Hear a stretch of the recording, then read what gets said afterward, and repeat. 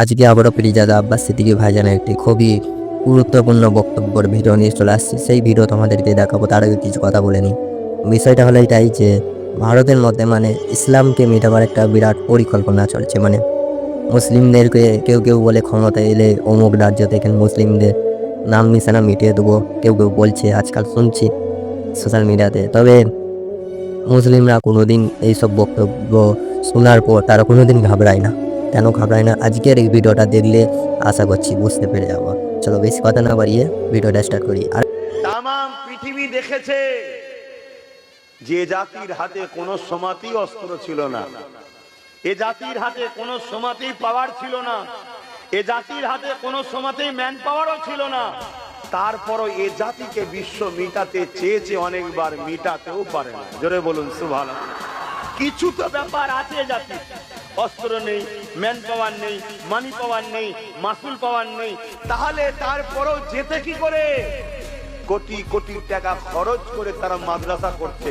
সেই মাদ্রাসায় বড় বড় বাইরে থেকে বড় বড় শিক্ষিত লোকেদেরকে নিয়ে এসে সেখানে রিসার্চ করছে। বার করো তথ্যটা কি? তারা বার করে উত্তর দিয়েছে একটা, কি? এ জাতির দিলে যতদিন সবুজ গম্বুজওয়ালা কামলিওয়ালা থাকবে, পৃথিবীতে কোনো মা এমন সন্তান পয়দা করতে পারেনি। মোহাম্মদ রসুল যার দিলে থাকবে ও জাতিকে কেউ মিটাতে পারবে। জোরে বলুন সুবহানাল্লাহ, আরো জোরে বলুন সুবহানাল্লাহ। দিল খুলে বলুন নারে তাকবীর, নারে তাকবীর, লব্বাইক লব্বাইক লব্বাইক, নারে তাকবীর।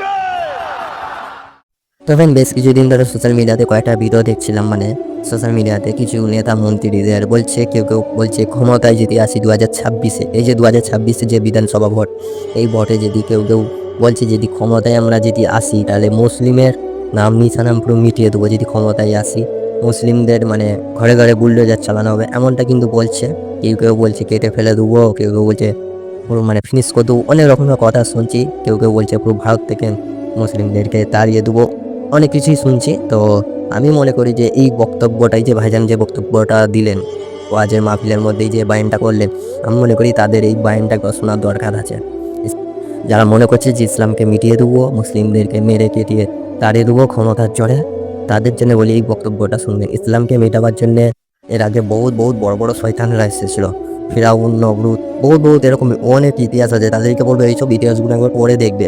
নমরুদ এরকম বড় বড় শয়তান আসছিল ইসলামকে মেটাবার জন্য, কিন্তু তারা মিটে গেছে, ইসলামকে মেটাতে পারেনি।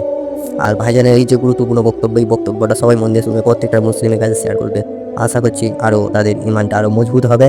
আর যেসব যারা বলছেন ইসলামকে মেটাবো, তাদেরকে এই বক্তব্যটা একবার শোনাবার দরকার আছে। আমি মনে করি তারা একটু শুনুক। তবে এখানে ভিডিও শেষ করছি। তোমাদের কিছু মতামত থাকলে অবশ্যই কমেন্ট করে জানাবেন।